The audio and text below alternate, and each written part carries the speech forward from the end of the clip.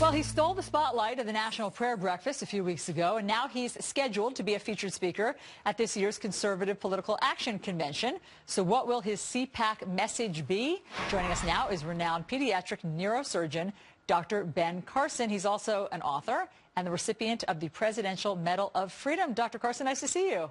Nice to be back. All right, so you're headed to CPAC mid-March this month. What will your message to conservatives be? Well, I think we need to recognize that we're actually in quite a bit of trouble as a nation right now. And the ship is about to go off the waterfall. And what we have to do is utilize every force that we have to turn that ship around rather than be concerned about the barnacles on the side of the ship. So we need to look at the big picture here, use every resource that we have to turn that ship around. Then once we're moving in the right direction, we can deal with the peripheral issues. And Dr. Carson, what do you think Republicans and more specifically conservatives, since you'll be speaking to them, have done wrong in their messaging? Well, I think there's been a lot of looking at different types of issues and concentrating on those and getting behind those, rather than recognizing that if we allow ourselves to be destroyed as a nation economically, everything else will be non-consequential. And we're very rapidly approaching that point. And I don't think people are emphasizing this nearly enough. And for that reason, the populace doesn't truly understand the devastating effects of what will happen if we default and if we destroy ourselves economically. It has happened in the past, so we need to recognize that it's happening to us before it happens. So in other words, instead of the side issues that people sometimes get bogged down in and the tangents, you think that they just have to hit over and over the economy. Meanwhile, we've heard it reported that the White House wanted to see an advanced copy of your script. I believe that was for the National Prayer Breakfast. Is that right? That's correct, but they also wanted to see an advanced copy the last time I did the National Prayer Breakfast.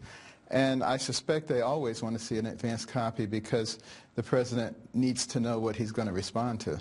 Sure. I mean, nothing nefarious, just that they wanted to see an advanced copy. And I'm sure that every White House and every president, as you said, likes to see what the featured keynote speakers will be saying. But you did not give the White House this time an advanced copy of your speech. Why not?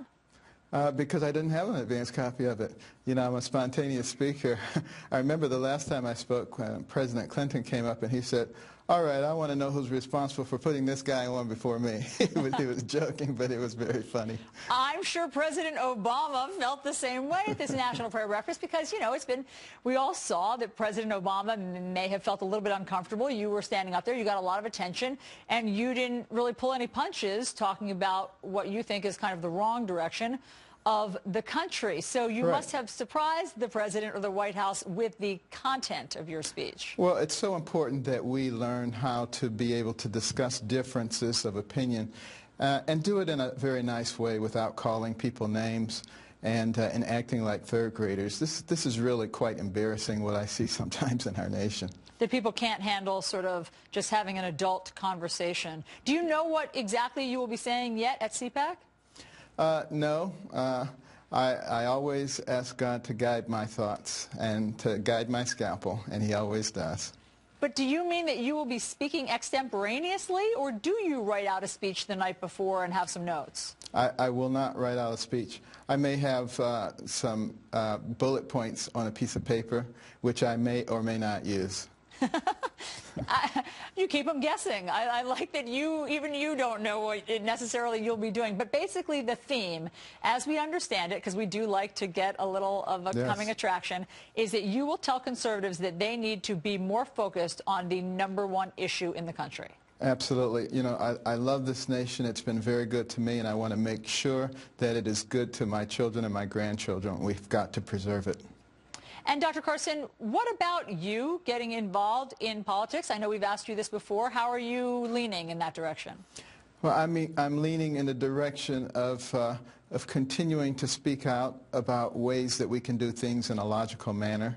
And I think I'm not interested in going into politics, but I'm interested in helping our nation move in the right direction.